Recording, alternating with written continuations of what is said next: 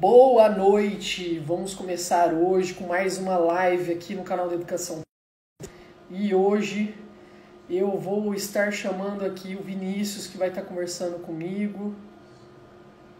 Nós vamos estar conversando aqui sobre o Corfebol. Não sei se estou falando certo. Espero que esteja, mas vamos ver. Vinícius, boa noite. Vamos ver se dá certo, espero que sim. Não te vi. Agora eu te vejo. Olá, tudo bem? Tá me ouvindo bem? Tô ouvindo. Tá saindo som aí? Tá normal. Agora tá dando Ah, pra ouvir tranquilo. que bom. Deixa eu só endireitar aqui, peraí. Acho que foi. Só para começar, como eu não te conheço muito bem, né? E você também não Sim. deve conhecer muito. Eu sou a Jana Munhoz, eu administro aí o canal de Educação Física, que acaba meio que sendo aí um espaço dos professores aqui de Ribeirão Preto. A gente está tentando cada vez mais juntar o pessoal para a gente fazer as coisas, né? Uhum. Tentando divulgar a educação física, valorizar e trazer aí a gente para o debate também, né? E aí eu queria que você se apresentasse, falasse um pouquinho aí como que você começou a ter um contato com esse esporte, como que foi isso. Tá. Não, então vamos começar. Sou Vinícius, né? Professor de Educação Física, daqui do Rio de Janeiro, mas mais especificamente da cidade de São Gonçalo.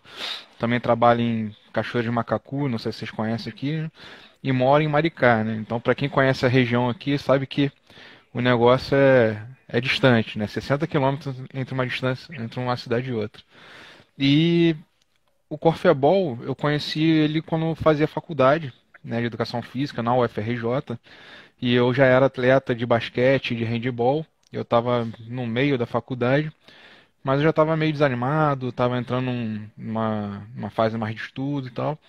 E aí, um amigo meu hoje, né, que é o Daniel, na época ele era o capitão e fundador da equipe Rio, ele colocou uma postagem no Facebook, na página da faculdade, falando que tava tendo treino de corfebol na faculdade, quem quisesse era só aparecer. Então, eu entrei em contato com ele, falei se podia treinar e tal.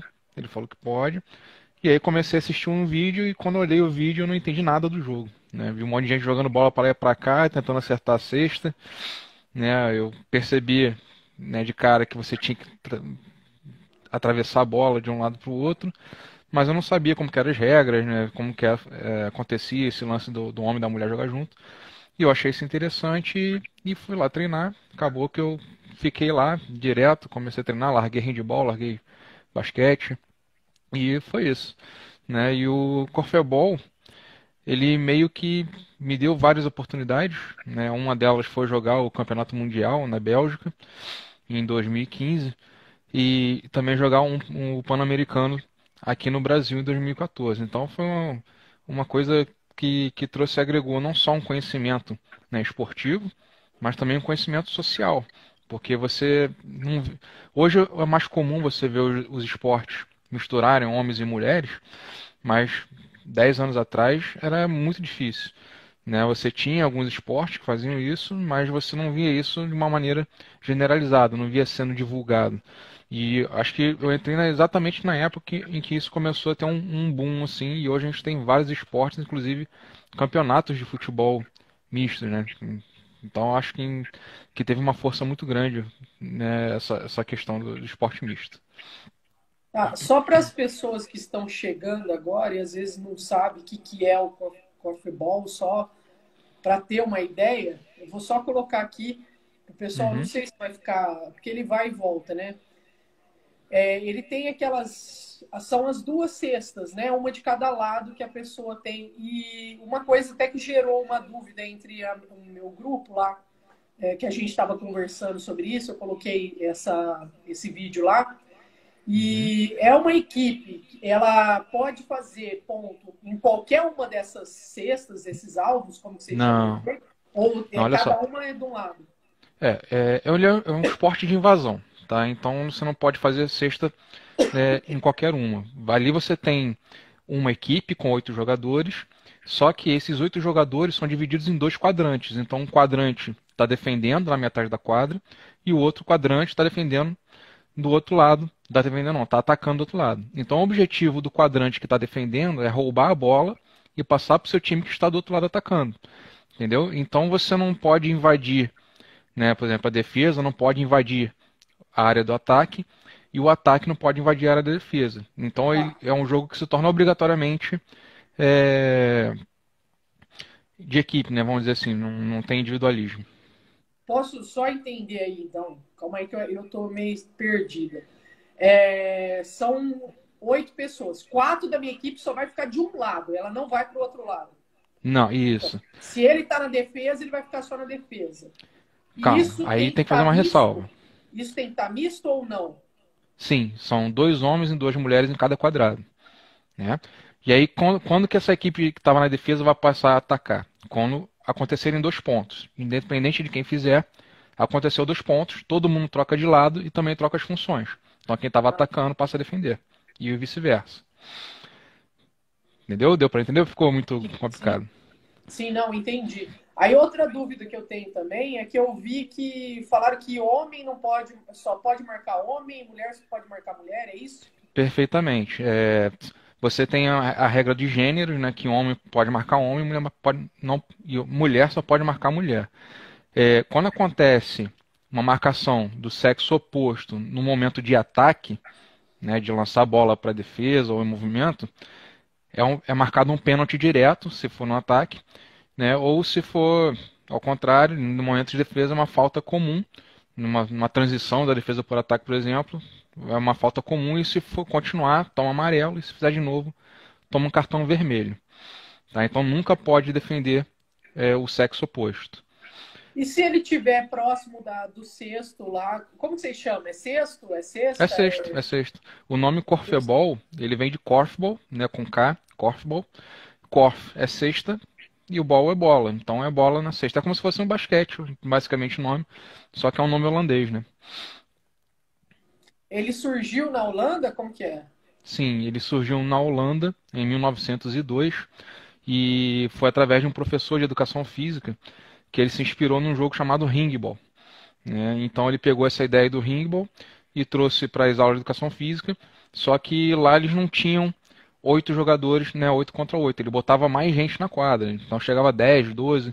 Então ele fez uma adaptação do esporte para poder abranger o máximo de jogadores possíveis dentro da quadra e também dar a possibilidade das meninas jogarem ao mesmo nível dos meninos. Então, essa regra de gênero ele vem desde o início, lá em 1902. Então, é interessante a gente pensar nessa época porque para a gente parece que é muito antigo essa ideia de homens e mulheres jogarem juntos. Mas se a gente for pegar a contextualização da época, em 1900 a gente estava tendo o início da participação das mulheres nos Jogos Olímpicos, né? Mesmo que de forma experimental, as mulheres participaram do golfe e do tênis nos Jogos Olímpicos em 1900. E naquela época as mulheres não eram aceitas, né, ainda de forma abrangente nos esportes. E no Brasil a gente só teve essa entrada das mulheres no esporte lá para 1942 ou 46, não me lembro bem, né? E aqui a gente está sempre muito atrasado. Então a gente sempre pensa que essa questão de gênero no esporte ele ele é atrasado, mas não. Na verdade, há mais de 100 anos já se pensava nisso e o Corfebol ele surge com essa ideia de trabalhar os gêneros de forma igualitária. Então todas as regras que são baseadas no Corfebol, elas são principalmente para ser cooperativo, tá? E segundo para ser justo. Então ele tenta justificar que uma pessoa muito mais alta não tenha muita vantagem em relação a uma muito mais baixa, ou uma muito magra tem uma muita vantagem sobre uma gordinha, né? Então essa ideia das regras é sempre para tentar ser o mais justo possível para que ele se torne um esporte dinâmico e justo. Só você falou aí que ele foi inspirado no handball. Eu não sei, eu não Não, lembro no de. ringball. Hã? Ringball. Handball. É. Eu não lembro direito a ordem das coisas. O basquete ele veio antes, depois, junto? Como que é? Eu Eu sei que são confesso que em eu não. locais diferentes, né? Isso eu sei. Sim, eu não vou saber te dizer não, mas eu acho que o basquete vem antes. O basquete vem antes, mas eu não vou saber te precisar isso não. É porque também nessa época não tinha uma divulgação que a gente tem hoje, né? E hoje, mesmo com a divulgação que a gente tem, eu pelo menos descobri que existe esse esporte agora, recente. Então não é. Imagino que na época era um pouquinho mais difícil de chegar às informações também, né?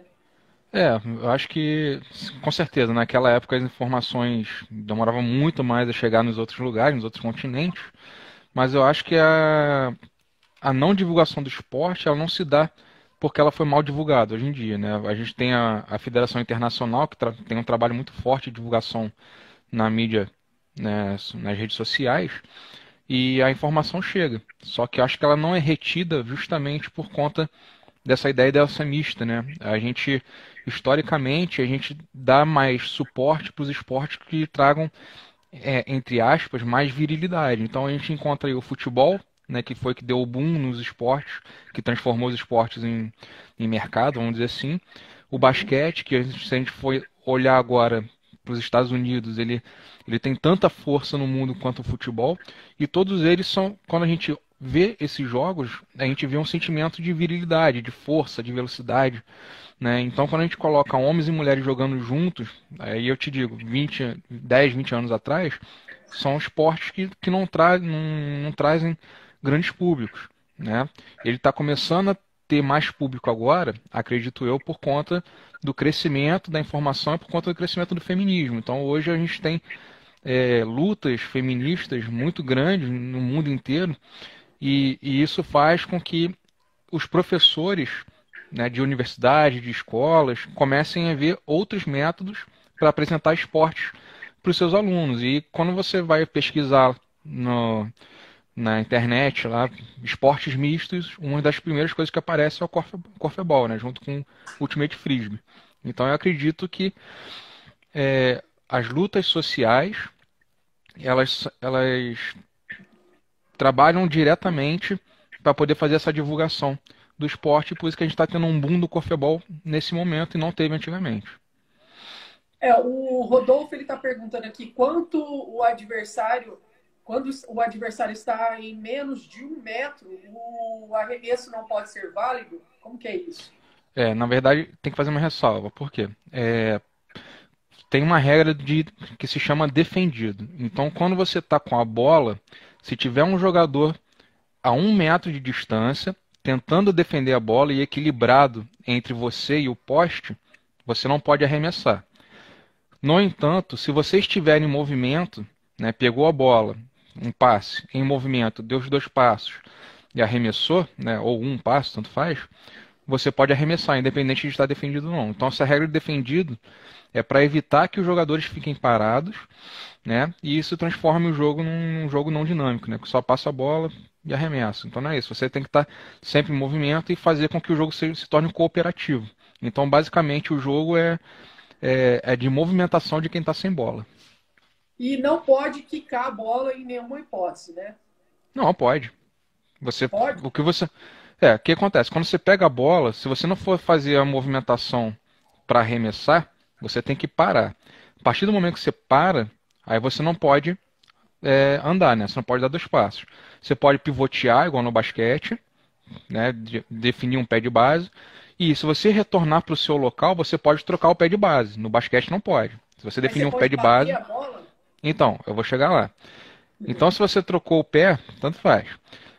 Se você nesse meio caminho você quiser quicar a bola, você pode. Só que você não pode andar. Você não pode fazer igual o basquete e sair quicando a bola. Então, não é vantagem. Mas se você resolver quicar a bola ali, não é problema nenhum. Agora, por que isso se torna um problema no meio do jogo? Porque quando você está quicando a bola, se está no ar não é de ninguém, né? Então o jogador que está te defendendo, quando você soltar a bola, ele pode tomar a bola, tá? E essa também é uma das regras, porque quando você está com a bola na mão, o defensor não pode tirar a bola de você. Então eu posso pingar a bola, mas eu não posso andar com ela pingando. Exatamente. Ou Você seja, não não pode tem progredir. vantagem nenhuma, né? É quase a Não, mesma coisa. é nulo. Você não, quem faz isso ou é por desatenção ou é inexperiência. Não tem motivo para fazer isso. Uma coisa que eu queria, inclusive, mostrar é porque normalmente a gente trabalha muito em escolas, né? E Uhum. escolas públicas a gente normalmente não tem aí muito dinheiro nem nada. E vocês já tinham me mandado esse vídeo. Eu até queria que você explicasse um pouquinho o que é esses materiais aqui que o pessoal usa. Não sei se você sabe ou não, porque me mandaram antes da sua, antes da live. Isso aí é cano PVC, né? Isso aí você coloca um cano PVC. Essa cesta aqui, pelo que eu tô vendo, é Garrafa latão, né? d'água. É garrafa Garrafão d'água. d'água. É. Então, o garrafão d'água ele não é, ele é bom para adaptar, só que ele é muito pequeno, né? Porque a cesta ela é um pouquinho maior do que a cesta de basquete. Dá pra você botar praticamente duas bolas de corfebol ali. Eu vi uma pergunta aqui que fizeram sobre a bola ideal para quem não tem bola oficial. A bola ideal é a bola de futebol, tá? Uma bola de futebol da Mikasa, acho que é K5, se não me engano. E ela é uma bola de futebol de campo um pouquinho maior. Então, se você for fazer uma cesta, né? Claro que isso aqui é material adaptado para a escola, tá perfeito. Mas se você quiser fazer uma coisa mais dentro do oficial, aí o ideal é fazer cesta de vime, né? Então tinha muita gente que pegava Cesta aro, de... Ah, tá. vime. Daquele textão. É, Aquele pega, cesto sabe, de sabe pesca aquela. É, da história. é um material tipo plástico, né? Na verdade, aí você pode moldar com ele ali, ele é duro. Então, antigamente os jogos eram feitos em cesta de vime, os jogos oficiais, né? Muito tempo atrás. Então dá pra você adaptar isso aí. Eu vi um vídeo algumas semanas atrás do pessoal fazendo com o poste com bambu, né? Pegava o bambu e a cesta com um pneu de carro. Pega o pneu, corta a base dele e essa parte mais longa da cesta coloca aquela partezinha do bambu. Né? Você corta o bambu no meio e vai fechando o pneu e você consegue fazer a cesta exatamente do tamanho oficial. Claro que Qual ninguém que é? tem acesso, né? Esse Oi? tamanho oficial é duas bolas de basquete, você falou, mais ou menos? De Duas bolas de largura? futebol. Duas bolas de Du- futebol. Isso. Eu tenho, o Rodolfo está perguntando aqui, contato físico é permitido? A gente chama isso de contato físico controlado. Por quê? Porque, em teoria, você não pode encostar no jogador de forma violenta, né? Às vezes você está defendendo lá, encostou sem querer no jogador, não é problema. Mas às vezes o jogador está indo para a cesta, para fazer como se fosse a bandeja, né? A gente chama de passada, e alguém vem e toca nele e meio que evita que ele faça um arremesso equilibrado. É pênalti direto. Ou então alguém pega uma bola de um passe, alguém vem, salta e cai por cima do jogador. Aí é falta, ou falta grave, vai depender da situação no momento. Mas às vezes encostãozinho e tal, não é problema nenhum. Por isso que a gente chama de contato físico controlado. Sim. E a partida dura quanto, mais ou menos? São dois tempos de 25 minutos, né? Mas isso varia muito, porque depende da categoria, depende do tempo ali do campeonato e tal. Então, se você for no site da IKF, né, da Federação Internacional, você tem vários cenários que eles criaram lá para poder tornar o tempo do jogo mais dinâmico de acordo com a realidade de cada situação. Então, conforme vai descendo as categorias, né, vão ficando mais novas os jogadores, esse tempo diminui e dependendo da quantidade de jogadores, isso também diminui a quantidade de substituições. Mas em um jogo oficial, são dois tempos de 25 minutos corridos, só para no pênalti e no tempo técnico, né? São 10 minutos de intervalo e 8 substituições. Legal. Estão falando aqui que o basquete é de 1891. Então é Bem antes do antes. corfball. Mas não foi super antes, né? Se for ver, até que Não, bem próximo. 10 Um aninhos do só. outro. Foi bem tranquilo, hein? Uhum. Deixa eu ver se tem mais alguma pergunta aqui. Antes da gente. O negócio aqui vai, não vai, entra. É aqui, ó. O pessoal da FCR falou que a bola de futevôlei de antigamente era exatamente a mesma bola que se jogava o corfball. Só que essa bola de futevôlei ela é dura, né? Bem dura. Então essa bola ainda se utiliza no corfball de outdoor, na grama. Justamente porque ela tem que ter um pouco mais de kick na grama e tal. Então você usa essa bola Mikasa de futevôlei. né? Hoje a bola específica, ela é de corfebol de quadra indoor, ela é um pouco mais leve, ela é mais macia, para poder ter mais movimentação, né? E ser melhor para pegar na bola também e machucar menos. O Rogério está falando aqui que ele faz um parecido, adaptado com um cone, que é segurado por um jogador, variação bola ao mestre. Tem que É acertar. interessante. Eu não gosto muito de fazer isso porque eu sempre fico com medo de alguém acertar um aluno ali de propósito, né? Eu sou meio cagão para fazer esse tipo de coisa, mas eu acho que é uma ideia boa, né? Mas eu acho que tem outras formas de adaptar isso aí, né? Essa ideia do cano PVC é uma ideia boa, ideia barata, né? Usar garrafão de água também, igual tá aí na imagem, eu acho que é uma boa. Essa ideia do bambu também eu acho que também é bem acessível. Então, eu acho que vale a pena dar uma investida nisso aí. Eu já fiz também algumas coisas, mas normalmente é o tipo do jogo, né? De você ter que jogar para a pessoa que ela fica numa base. Eu fazia também dessa forma. Com Uhum. esse tipo assim, eu nunca fiz, não. É a primeira vez, inclusive, que eu vejo. Eu nunca tinha nem visto, né? É, E com relação a. Ele surgiu lá em na 1900, Holanda, falou, né? Na Holanda. E ele veio 1902. para o Brasil mais ou menos quando aí? Você tem É, a ideia? gente teve basicamente três momentos do corfebol aqui no Brasil. Então ele veio lá na década de 80 com alguns alunos da. Qual foi a faculdade? Eu esqueci o nome da faculdade, fugiu na memória. Eles viajaram para a Holanda, né, para as férias e tal. Acabou que eles conheceram o corfebol lá, trouxeram para o Brasil e começaram a jogar, formavam times e tal. Então isso começou a ser difundido de uma forma fraca, mas começou a partir daí no Brasil, né? Acabou que essa ideia morreu e aí a gente teve uma pessoa que foi o Marcelo, né? Que trouxe, começou a trazer de novo o corfebol. Ele trabalhou durante muito tempo e depois ele meio que sumiu. E aí começou a criação das equipes de uma federação. Então a federação ela surge agora em 2011 ou 2012 e, e a gente começa a perceber que tinha outras equipes aqui no Brasil. Então a gente tinha a equipe de Casimiro de Abreu, né, tinha a equipe do Sana, né, todos do professor Juan, e a gente começou a criar campeonatos a partir daí. Né, foi isso, a Gama Filho que falaram aqui. A Gama Filho que trouxe o corfebol para o Brasil. E a partir daí que a gente viu que tinha outras equipes e aí a federação estava sendo formada, a gente começou a criar os campeonatos do Rio, Campeonato Carioca e o Campeonato Brasileiro, também com a equipe lá de Americana. Né? Então começa tudo a parte profissional, né? Profissionalismo do corfebol começa em 2012 com a criação da Federação de Corfebol. Nossa, bem recente, né? Sim, sim. E estou perguntando aqui as medidas, a distância do fundo da quadra, a altura do cesto. Então, vamos lá. O sexto, ele tem uma altura de 3,5 metros, tá? Então, o topo da cesta, ele está exatamente 3,5 metros em relação ao chão. A distância do poste em relação ao fim da linha, a linha de fundo, está de 6,42 metros, acho que é 42 ou 46. Mas isso aí não precisa ser exato, né? Só se for fazer uma competição oficial que precisa ser exato. Então, geralmente, para quem tem uma quadra de 40 por 20, a gente bota ali o poste nos 6 metros, na linha do handball, e está excelente.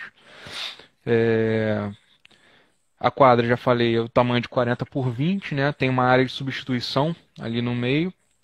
Então, sempre quando for fazer uma substituição, o jogador tem que estar dentro do quadrado. E a substituição só ocorre quando o jogo para, né, a mesa autoriza. Então, não é igual handball que bate na mão do colega e depois entra quem está de fora. Não, tem que esperar o jogo parar. E aí, quando um sair, o outro entra. E tem árbitros federados, essas coisas assim, todos, por exemplo, no Brasil, ou é uma coisa assim que tem em algumas regiões só? Não, tem. No Brasil tem. Eu sou, né, a gente não é nível 3, né? A gente teve aqui alguns cursos dados pela Federação Internacional. E aqui a gente tem árbitros de corfebol nível 1. Mas para poder arbitrar competição nível holandês, né, ou nível europeu, você tem que ter arbitragem, um curso nível 3, que não é o nosso caso. Eu tive a oportunidade de fazer uma arbitragem no Pan-Americano na Colômbia, em 2018, mas eu fui como aprendiz, né? Então foi difícil, tem muitos detalhes, porque o Corfebol ele é muito detalhista e isso se torna pior para quem está arbitrando. Não é uma coisa muito objetiva, porque depende de leitura. Então, para quem é professor de educação física que quer trabalhar com Corfebol, o ideal é você começar jogando com seus alunos para poder entender como o jogo funciona, como que é a movimentação, né, a aproximação de um jogador e outro, para saber como que acontece ali um toque, quando não é um toque, quando é uma falta, quando não é uma falta. Então, acho que jogar ele é fundamental para poder você entender como você vai apitar um jogo desse para os seus alunos, né, e fazer também os alunos entenderem que às vezes um toque não é uma falta, né, e puxar um gancho disso aí também. Por quê? Porque durante muito tempo a gente jogou corfebol aqui achando que qualquer toque era falta. E isso a gente começa a perceber a diferença quando a gente assiste os jogos europeus, né? Principalmente a Liga Holandesa, que é um jogo que tem muito contato. E dificilmente você tem uma falta quando tem um contato mais fraco, né? E aqui não, aqui quando a gente tinha um toque, qualquer toquezinho, era falta, era pênalti. E isso meio que atrapalhou a evolução dos jogadores, porque, primeiro, que a gente não estava jogando com a regra correta, e segundo, que isso tira o dinamismo do jogo, né? Então, hoje a gente tem um jogo mais parado, culturalmente, no Brasil, por conta dessas regras que a gente não sabia, principalmente a de falta. De todas as coisas que você acha assim, para ensinar a molecada, qual que é o mais difícil para eles pegarem assim nesse Acertar a jogo? cesta. De longe, acertar a cesta, né? Porque já começa que a cesta tem 3,5 metros de altura, né? Em relação ao de basquete, que tem 3,15, 3,5, né, na verdade. É uma diferença muito grande. E segundo, que não tem tabela. Então você tem que ter uma precisão grande ali. E então a gente primeiro tem que fazer com que eles percam medo de arremessar a bola. Então, sempre quando eu começo uma aula, né, com turma que nunca viu corfebol, aí eu tiro a regra do defendido. Então eles podem arremessar de qualquer maneira. Se tiver três defendendo ele ali, pode arremessar. O importante é arremessar a bola para a cesta. Por quê? Porque primeiro ele vai arremessar da maneira dele, do jeito que ele aprendeu. Mesmo que ele arremesse igual ao basquete, com uma mão, não é problema. O importante é ele arremessar. Segundo, que ele vai perder o medo de arremessar quando tiver defendido. Né? Porque depois que começar a botar a regra do defendido, começar a jogar com as regras oficiais, eles vão sentir medo de estar sempre defendido. Então a gente não quer que eles tenham esse medo, a gente quer que eles arremessem em condições ideais e que eles percam esse medo de errar. Né? Eu acho que um dos problemas do corfebol é a frustração, porque o erro ele faz parte do corfebol. Se a gente for pegar um campeonato europeu, o índice de erro aí está em 70%, né, de arremessos. Ou seja, a gente só faz uma conversão de 30%. E mesmo assim, a conversão lá são de arremessos de muito longe, 7, 8 metros de distância. Então a gente aqui tem outra cultura que é o arremesso de perto. Então a gente, como é um país iniciante no corfebol, a gente incentiva sempre a arremessar o mais próximo possível da cesta. Então são detalhezinhos que faz diferença para daqui para frente, né? Sei lá, 1 ano, 2 anos, quando esses alunos estiverem jogando, eles vão estar fazendo de forma automática. Uma pergunta assim, tem diferença? A pontuação é sempre igual ou não? É sempre Ou igual, sempre um ponto, independente sempre... da distância. A única coisa que você não pode fazer é arremessar a bola de um quadrante diferente. Então, por exemplo, você tá na defesa, aí quer arremessar a bola na cesta do ataque. Se a bola entrar, não acontece nada. Não vale o ponto. Tá certo. O Ricardo tá falando aqui, ó, ele trabalha com uma dinâmica semelhante com a do corfebol, porém com somente um elemento de pontuação, a cesta no centro da quadra. Uhum. Esse esporte chama o Oliver Ball, é isso? Inspirado no Olha, bom. corfebol e basquetebol. Esse É, eu não conheço. eu não sei, ele criou isso aí ou esse esporte já existe? Eu não Ué, ele tá entendi. falando que o nome é Oliver Ball, aí ele vai ter que falar. Eu não sei se eu nunca ouvi falar, então. Eu também confesso que nunca ouvi. Eu não sei. Mas é interessante, é uma variação interessante pro corfeball. O que eu faço quando eu só tenho uma cesta é colocar ela no fundo, né? E eu coloco uma linha depois, né, na verdade antes, em que quando a defesa rouba a bola, tem que ir passando a bola, trocando bola até chegar naquela linha para poder atacar. Né? Eu fiz um campeonato desse numa escola e deu super certo. É como se tivesse duas cestas, porque é obrigatório ir trocando bola até chegar na linha, e você mantém o dinamismo de defesa e de ataque, né, em relação dos gêneros e tal. Eu acho que pro corfeball, para ser mais perto do original, é isso aí. Né? Mas eu Mas, também acho que a cesta no centro também é uma variação boa.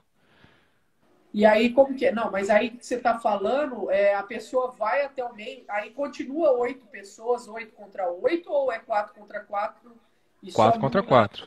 4 Ah, contra tá. 4. Tá, não, só Aí, para entender. a gente tem uma variação no corfeball também, que é o corfeball de praia. E o corfeball de praia ele é 4 contra 4. Só que aí são duas cestas, é normal. Só que aí não tem essa diferença de ataque e de defesa. Todo mundo ataca, todo mundo defende, igual basquete, né? Mas ele é um esporte também mais dinâmico e mais cansativo. Obviamente que a quadra é menor, acho que é 28 por 14, mas jogar na areia é pesadíssimo. Estão perguntando aqui se alguém já enterrou na altura de 3,5 aí. Não, não no corfebol, mas acho que tem gente que consegue enterrar. Acho que Shaquille O'Neal deve conseguir. Fora É que eles isso, estão ganhando mais dinheiro do lado de lá, eles não vêm para esse outro esporte, né? Porque tem é. essa coisa, se você for dessa altura, você tem o dinheiro chamando ali no basquete e a Uhum. tradição, né, do esporte entre esse e outros esportes, eles acabam escolhendo o que vai dar dinheiro, né? Eu acho que depende, né? Porque, por exemplo, se a gente for pegar agora a equipe da República Dominicana, o que que eles fizeram? Pegaram uma equipe de basquete inteira e botaram para a seleção, né? Por quê? Porque alguns dos fundamentos é basicamente basquete. Então, passar bola, um arremesso. Então, a equipe da República Dominicana, ela teve um êxito muito bom. Ela ficou em segundo lugar no Pan-Americano em 2018, perdeu só para o Suriname.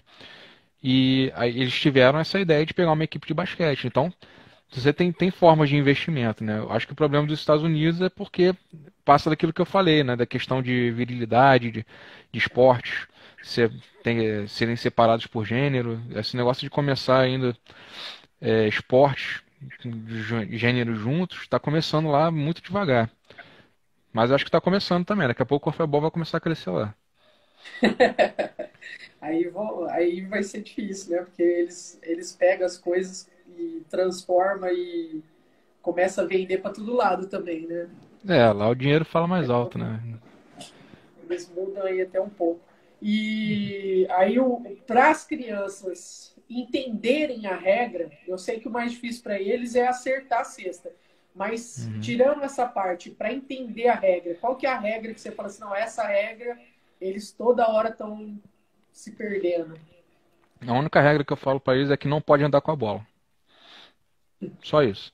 Ó, você pegou a bola, tem que parar, não pode andar com a bola. Aí eles são obrigados a passar para os companheiros. E obrigatoriamente eles têm que jogar com cooperação.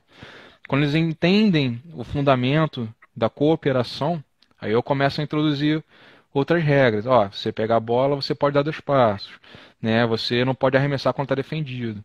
Mas eu acho que o primordial é eles entenderem que o jogo ele é coletivo, que sem o outro ele não consegue chegar na vitória.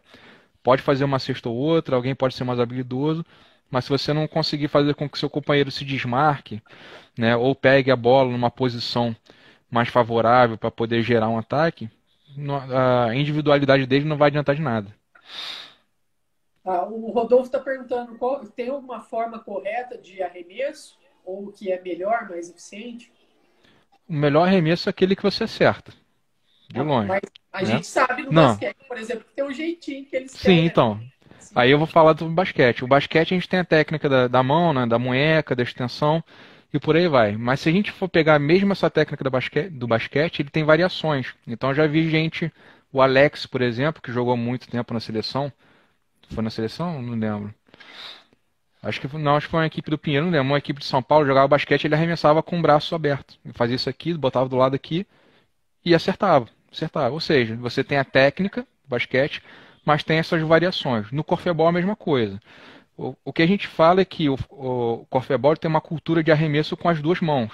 Então, é aquela ideia da iniciação do basquete, né? Quando a gente começa com crianças muito pequenas, já que a bola do basquete é muito pesada, a gente ensina elas a arremessarem com as duas mãos, empurrando aqui da altura do peito, com as duas mãos e estendendo os dois braços. A ideia é a mesma coisa.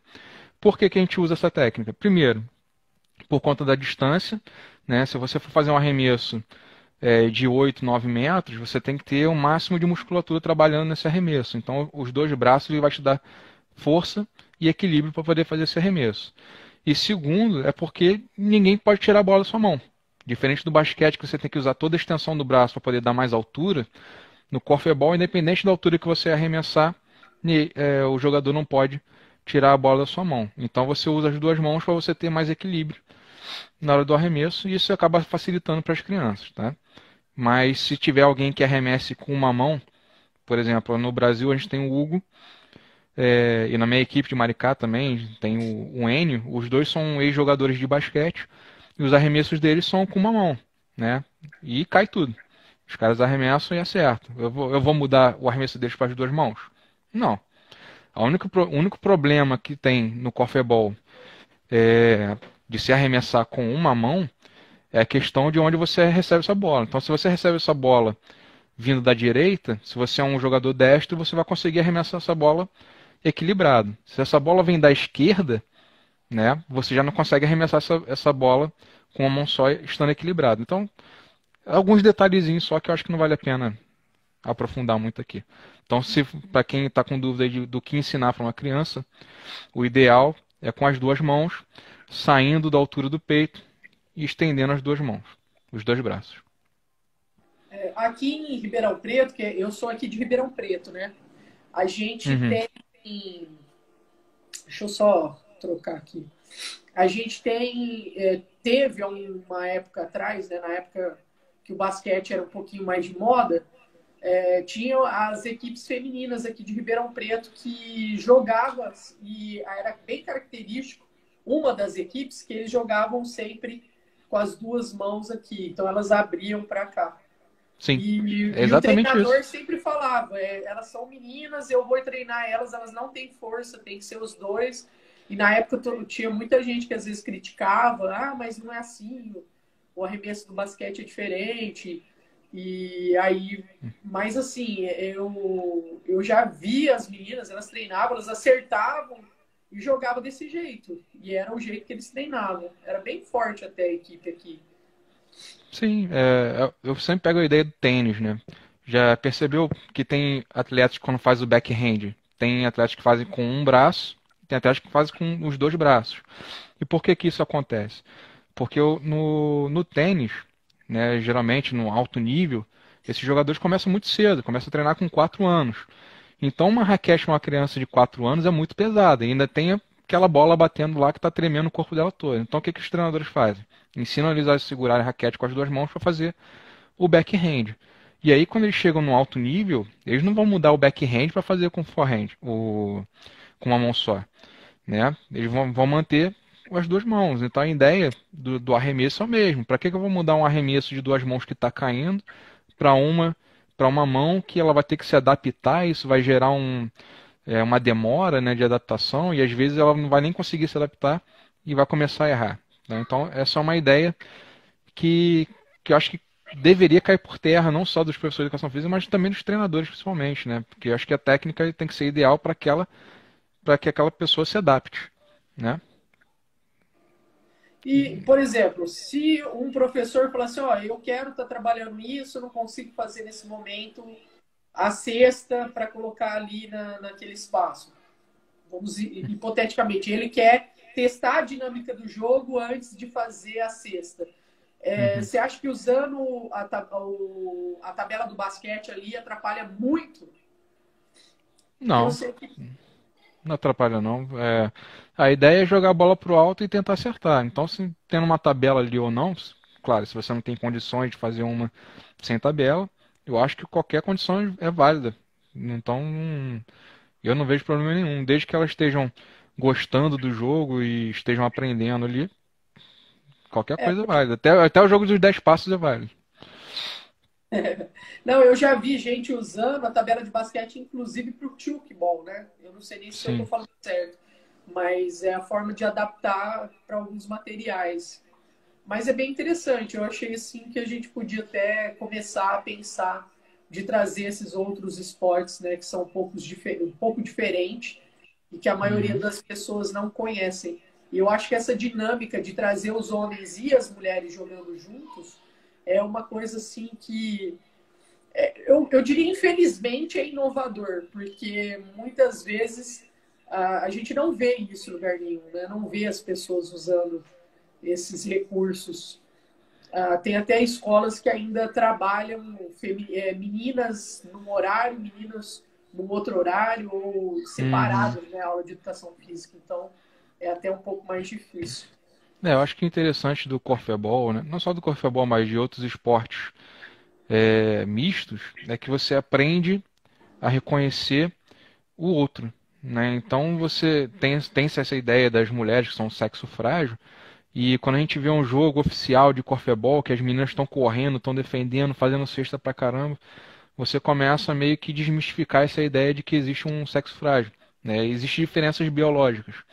Obviamente que todo mundo é igual socialmente, mas essas diferenças biológicas elas são postas dentro da quadra e você começa a, a respeitar essas diferenças biológicas e trabalhar com essas diferenças e não insultar as diferenças, né? Então, eu fui atleta, né, de corfebol, hoje eu estou como treinador, mas tem outros esportes que eu gostaria de jogar que são mistos, que também trabalham com essa mesma ideia. Então, o Ultimate Frisbee, não sei se você conhece. Então, é um esporte misto que, além de ser misto, não tem árbitro. E acho que a ideia de esporte que a gente vê hoje, é uma coisa impensável, né, em se fazer um campeonato mundial sem árbitro. Como que é esse negócio? Então, cada esporte tem uma característica que faz com que a gente pense na nossa ética. Né?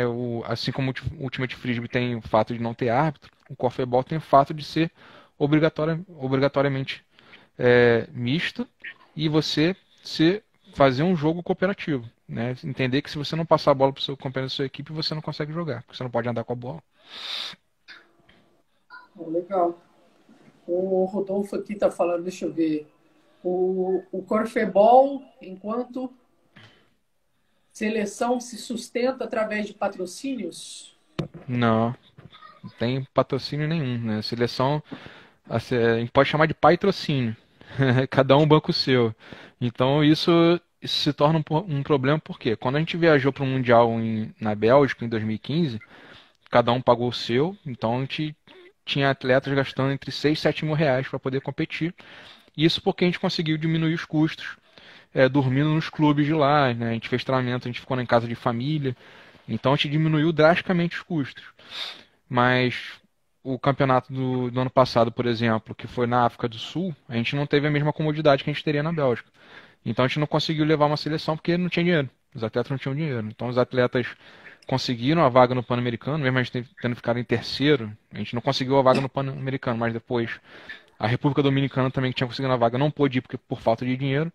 Essa vaga tinha ficado com a gente. Também não conseguimos ir porque não tinha condições de pagar a inscrição, pagar a estadia é, e, e a passagem, né, principalmente. Então eu estava dando em torno de 8 mil reais, 9 mil reais para poder ir para cada atleta. Então não tem jeito, né? Enquanto a gente não conseguir trabalhar com patrocínio, conseguir trazer patrocínios, cada atleta vai ter que bancar o seu e vai continuar sendo um problema. E vocês, quanto custa mais ou menos um poste desse oficial, a bola oficial? Como que funciona? Então, a bola, se for comprar na loja da Mikasa, ela está custando uns 250 reais. Tá? E aí a gente consegue alguns meios de fazer uma promoção, né? A federação consegue uma bola um pouquinho mais barata. Então você tem meios de conseguir essa bola de uma forma mais fácil. O poste não, a cesta custa 500, só a cesta. Tá? Então a cesta oficial ela é importada, vem da Holanda. Se for fazer campeonato oficial da IKF tem que comprar da Holanda, então duas cestas aí vai dar R$ 1.000, né? 500 cada um. E o poste depende do lugar e da serralheria que você vai fazer. Aqui onde eu moro, por exemplo, um poste sem a base de ferro está R$ 600. Um poste.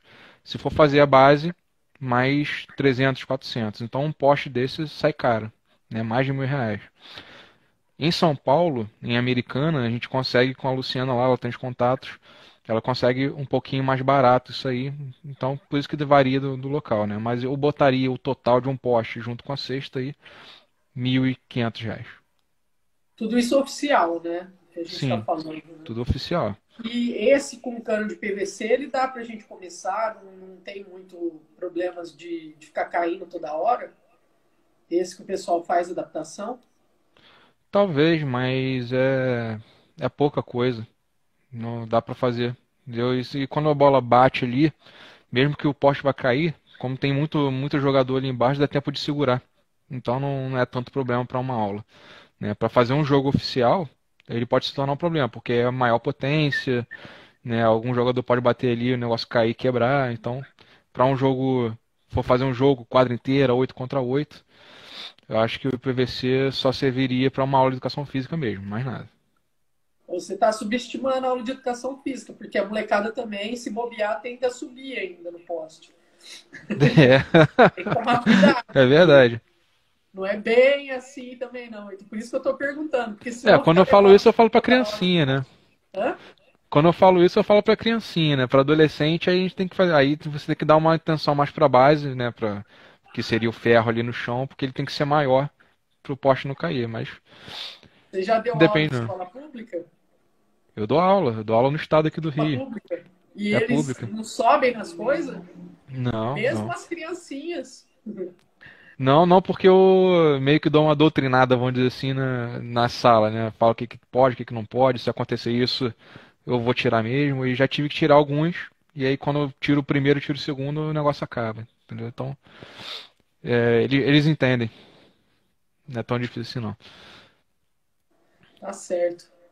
Tem mais alguma coisa que a gente não falou sobre esse esporte que você acha que é interessante a gente falar? Ou vocês fazem alguma É. assessoria Então, é isso que eu ia falar à agora. distância? A gente tem duas federações, né? A gente tem a FSERJ, que é aqui do Rio de Janeiro, e a FCESP aí de São Paulo. A gente tem Corfebol em Americana e em Santa Bárbara do Oeste, com o pessoal do UCC aí, da União Corfebol. E são pessoas que estão totalmente à disposição para poder ajudar as escolas a começar, né? Treinadores que queiram criar uma equipe. A gente está sempre buscando ajudar essas pessoas a dar o pontapé inicial até o momento que essas pessoas ficam independentes. Então, se a pessoa quer montar uma equipe, pode mandar contato para mim ou diretamente por e-mail das federações, que sempre vai ter alguém que vai responder ali. E se tiver algum meio de fazer de uma palestra, né, um treinamento, depende do que essa pessoa entrar em contato vai querer, a gente vai, né? A gente aqui do Rio, de vez em quando a gente vai lá para Americana para jogar também, né, a gente já foi muito tempo lá, e o pessoal de São Paulo vem para cá também. Eu acho que isso aí é uma ajuda mútua, né? E se a gente não se ajudar, o corfebol vai ficar estagnado, não tem jeito. Qualquer esporte que esteja começando, se as pessoas não se ajudarem, não adianta, não vai. Estão perguntando aqui se vale o passe quicado. Eu acredito que sim, mas Vale, vale. só Soltou a para. bola, tá no ar, né? Pode quicar, pode voar, sei lá. E aí estão falando aqui se você já falou da equidade entre gênero, foi o que nós conversamos logo no começo, né? Sim, Ele sim. chegou agora. É, a equidade entre gêneros, a gente fala isso quando a, alguém tem a posse de bola. Então, por exemplo, se eu tenho a posse de bola, só um homem pode me marcar. Mas e se eu tivesse sem a bola, não tem importância nenhuma ter uma menina perto de mim para tentar roubar a bola quando ela estiver chegando. Tá? Então a defesa ela é para quem está com a bola. A única variação da equidade de gênero é isso. Tá? Mas que se a pessoa está com a bola, só pode ter marcação direta ali de uma pessoa do mesmo gênero, mesmo sexo. Ah, legal. Achei bem interessante aí o jogo. Era mais isso mesmo, para conhecer o esporte. Estão falando aqui, ó, buscar a federação, que eles têm materiais e podem dar cursos de capacitação. É, interessante. A gente, Sim. quem sabe, vamos. O pessoal daqui de Ribeirão Preto, eles gostam muito de esportes novos, de ideias novas. O pessoal abraça bastante. Uhum. Se eu não me engano, eu não lembro exatamente qual foi o ano, mas quando chegou, por exemplo, o badminton, que era novo aqui, o pessoal abraçou pra caramba. E no final a gente conseguiu fazer a licitação, comprar os materiais. E, inclusive, a gente tem no nosso campeonato aqui o badminton, que é uma Uhum. coisa que você não acha em muitos lugares. Mas também porque tinha aí uma pessoa aqui em Ribeirão que gostava muito, que trabalhava muito com badminton, e isso começou a trazer para a gente também. Quem sabe a gente consegue também começar a pensar em outros esportes que não o Quarteto Fantástico, né? Porque normalmente é o que acaba sendo trabalhado bastante. E eu estou pensando assim com relação aos nossos campeonatos, que a gente tem um campeonato aqui que chama Sirene, e Uhum. que inclusive era para estar já acontecendo tudo, né? Nós estamos nesse momento Uhum. de paralisação, mas é uma coisa que move muito o pessoal. E aqui a gente tem, além do Quarteto Fantástico, a gente tem aí o atletismo, o badminton e a dama é no festival. O xadrez que a gente tem. Uhum. Não sei se É. alguém aí que está me ouvindo lembrar se eu estou deixando algum para trás, eu não sei. É interessante, porque eu acho que o momento agora para os esportes, eu acho que não tem momento melhor, né? Porque a gente começou a ter um boom de esportes novos, né? Não sei se por conta da era da informação, talvez, mas a gente tem tendo uma variação muito grande. Então, até quadribol a gente tem agora, tem campeonato mundial de quadribol, né? Conhece quadribol, né? Do Então, Harry Potter, do Harry Potter, é. Então, os jogadores correndo com a vassoura lá e tal, e tem um campeonato mundial disso.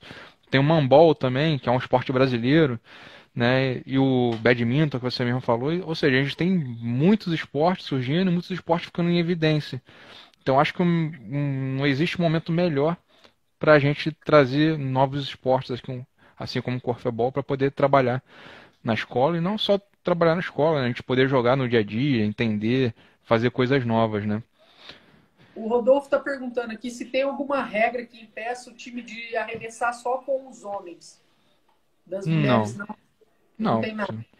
Pode ter Então, 100 arremessos e os 100 seja só de mulher ou ser só de homem, não, não importa, porque isso aí é uma questão de jogo, né? Você querendo ou não, a diferença física das meninas ainda é muito grande em relação ao time e outro. Então, acaba tendo vantagem, né, um time ser muito melhor na parte feminina do que o outro, então às vezes as meninas conseguem arremessar mais. Mas também existe a possibilidade dos times serem muito iguais e acaba que os homens acabam tomando conta, né, por conta de ser um jogo mais rápido, às vezes tem que usar mais força, então os homens acabam arremessando mais. Então, mas isso aí não é um problema muito grande, não. O problema é quando o jogador faz isso de forma irresponsável. Daí não faz isso para poder ganhar vantagem. Ele faz isso porque ele realmente se acha o melhor. Aí é um trabalho que tem que fazer, não tem jeito. estão perguntando aqui o que da cultura do corfebol te chamou mais atenção. O trabalho em cooperação, né? Claro, quando eu comecei, o que me chamou mais atenção foi o fato de ter homens e mulheres jogando juntos. Mas eu acho que a questão da cooperação, você entender que sem o outro você não consegue jogar, não dá certo. Você não consegue nem passar a bola, né? Então você tem que ter uma equidade aí de níveis. Né? Um jogo que você não tiver um atleta que não sabe como que é o jogo, dificilmente ele vai conseguir fazer alguma coisa. Então ele é um jogo democrático, vamos dizer assim, né? Você pode ter alguém mais gordinho, mais leve, um mais experiente, o outro mais inexperiente, mas uma coisa tem que ser comum para todos. Sem o outro, o jogo não existe. Estão perguntando aqui, mas eu não sei exatamente. Não há hierarquia. Ah, não, eu acho que não é uma pergunta. É só. Ele está falando que não há uma hierarquia entre os gêneros no corfebol. Acho que não é uma pergunta, né? Não, foi o Juan que falou. Realmente não tem uma hierarquia. Homens e mulheres são iguais, né? Tá em todas as regras. Tá certo. Então era mais para a gente estar fazendo essa apresentação Quem sabe a próxima vai ser aí alguma outra parceria que a gente possa fazer aqui na cidade que o pessoal realmente abraça, viu? Ah, com Cidade certeza. Que tem chamar esporte, aí a o gente pessoal vai. abraça.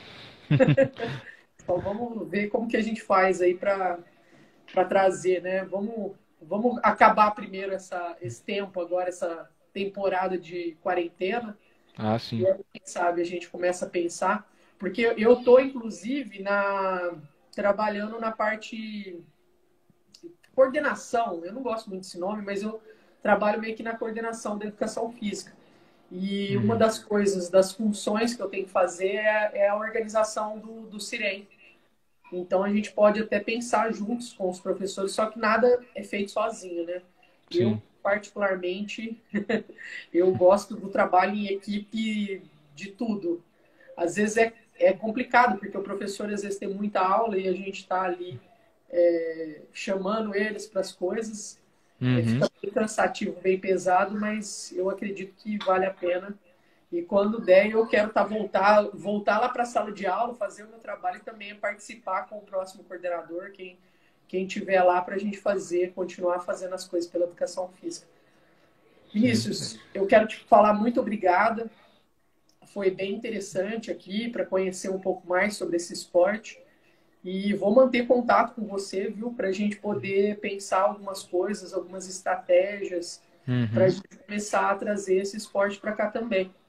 Tá. Tá? Eu que agradeço o convite aí, fiquei feliz quando me chamaram para fazer a entrevista. Os professores que estão, você, os outros professores que estão assistindo, se quiser tirar alguma dúvida, pode mandar e-mail direto, telefone, depois pode pedir aqui pelo Instagram. É só entrar em contato que a gente ajuda, eu ajudo no que puder aí, inclusive organizar o campeonatinho aí, tá? A gente tá dentro aí no que for possível. Só uma última pergunta aqui que fizeram sobre deficiente no corfebol, se existe.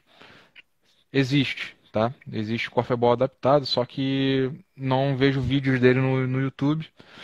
E também quando eu fui para a Europa eu não tive oportunidade de ver. Eu vi um jogo de autistas em 2015, né, antes lá dos jogos dos jogos mundiais, mas foi só isso que eu vi. Então deve ter algum jogo desse aí, mas tem que pesquisar um pouquinho mais. Tá cortando, eu não sei se sou eu que estou cortando ou se é você que está cortando. Porque eu não estou Pode ser minha ouvindo aí. internet. Pode ser minha internet que tá caindo aqui. Eu não sei quem é que está caindo, se sou eu, porque eu não consigo saber mesmo, de verdade. Mas eu ouvi falar aí que é seu aniversário. Parabéns, viu, Vinícius? Ah, é sim, obrigado. Fizeram até um bolo de corfebol pra mim. Te colocaram nessa aqui, falando assim: seu aniversário vai comemorar falando do futebol. É.